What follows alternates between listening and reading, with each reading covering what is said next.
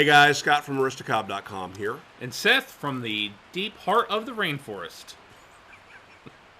And together, the three of us, we are Markwood Men's Breakfast Club. Welcome back once again for Tobacco Advent 2015, day 13, right? 13, lucky 13. Man, this, you know what? This is this like the midway point? Would you say the midway to 25 is 13? Well, I would say 12 hours ago was. Yeah. Right? Mathematically. Something like that. So, Just- welcome to the halfway point. Just like Traveler's resting place is the midway point between Orlando and Roanoke. On that whole trail of tears. I am going to pull the Tobacco Advent tree down. Right down, yeah. Okay, so ornament number 13 and sticker number 13 will be going to... Aha! All right, it's going to Bill Wood for J.M. Boswell's Roadway Station. I'm sorry, Railroad Station.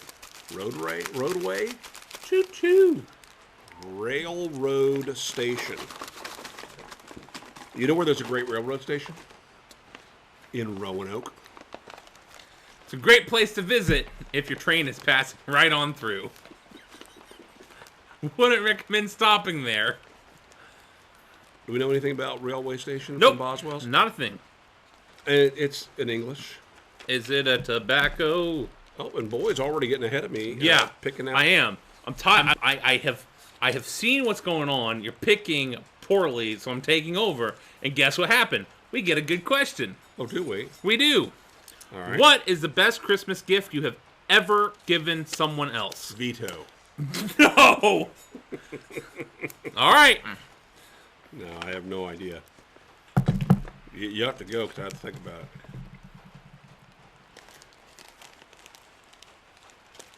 I got mine. All right. Do it.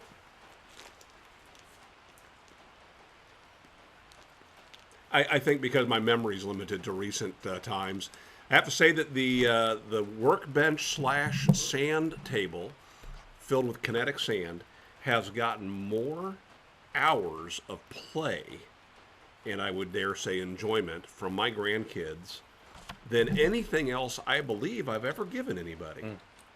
Those kids, maybe the rocking horse that I made you guys years and years ago that the grandkids now play with,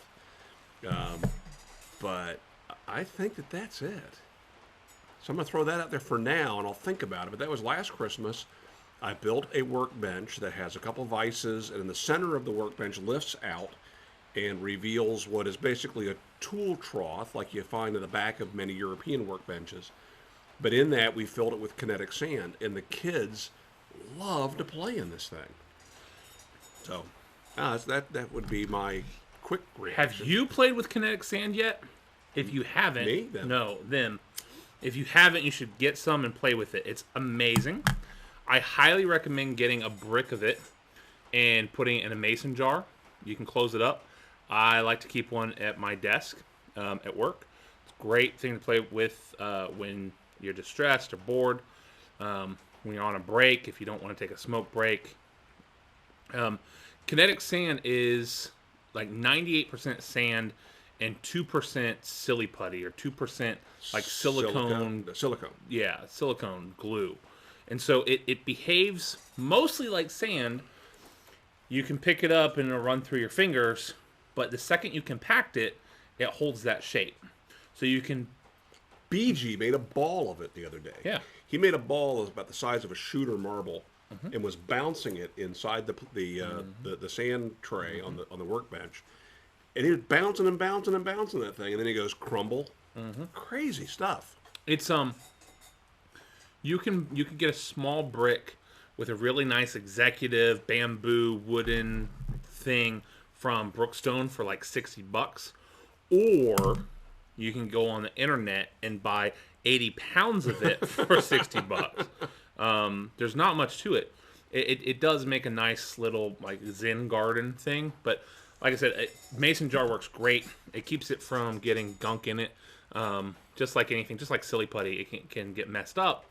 But but Picks it's up dog just hair so really much. well. Yeah, it's so much fun. You can actually take it, compact it, and slice it with a knife, and it'll cut and hold its shape in two separate shapes. But then you smash it or break it apart, and it just crumbles.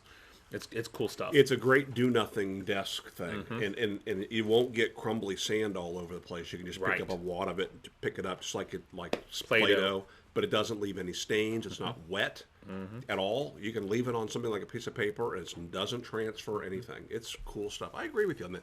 We buy it primarily from Amazon, and we buy it in, I want to say 11 pounds. It's a really weird number, like an 11-pound brick of it. I need to steal some more of that. And that's where it's going. We've bought 11 pounds of it several times. It keeps disappearing. I haven't taken any. I was given some. About a mason jar's worth? Yeah, just about.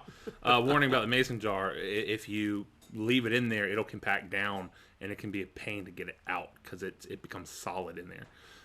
It's awesome. You stuff. poke it with a screwdriver till the bottom of the mason jar falls out, and then it just slips right out. And then you've got glass surprises. It's cool stuff.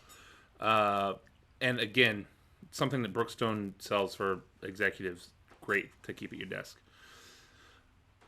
So what's the best Christmas gift you've ever given? The best Christmas gift I've ever given is something that is I have given gifts that I've put a lot of thought into and put a lot of effort into.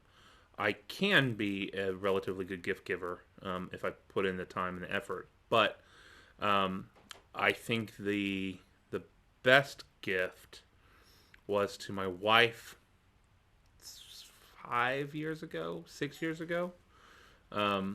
She has, before we met, she had a list of 100 things to do in her life. Getting married and having kids were not on that list, and I changed her mind about those. But I also made her a promise that as her husband, that part of my responsibility was to help her fulfill some of those things on her list. And one of those things on her list was to own something, anything, from Tiffany's. And she said be happy with a keychain, whatever. I wanted to get her a Tiffany's engagement ring, but did not have that kind of cheddar laying around. So that didn't happen. But a few years later, I found a very small silver heart necklace and silver chain. And when she opened the box and saw the blue Tiffany's bag, she just lost it, broke down. So what you're saying is you got her a blue Tiffany's bag and a heart necklace. No, it's heart necklace that has Tiffany's stamped into the back. Oh, okay. TIFFINIES, or YS. I don't know. Probably with a Y. Yeah, there's an umlaut and some other stuff. She didn't notice. It's fine. Fast Tech. Yeah, yeah, Fast Tech. Tiffany special. It's I have to take it off of her at night without her noticing. Otherwise, it turns her neck green. No, it's legitimate, real Tiffany's. It was, we were both. I was working as a substitute teacher. She was working in a high school. Public education people don't have a ton of disposable income, so it was just a huge surprise to her that I had saved up some money to be able to buy that for her. And the only times that she's ever taken it off has been during her C-sections for our kids. During delivery, yeah. In her gallbladder surgery. The times that she had to for medical reasons. And even then it pained her to have to take it off. So, the plus is it was a great gift, a perfect gift at the time. The downside is I can never buy her another necklace because she has one that she won't ever take off. So, but it's like a pretty good all right deal, with me. actually. Yeah.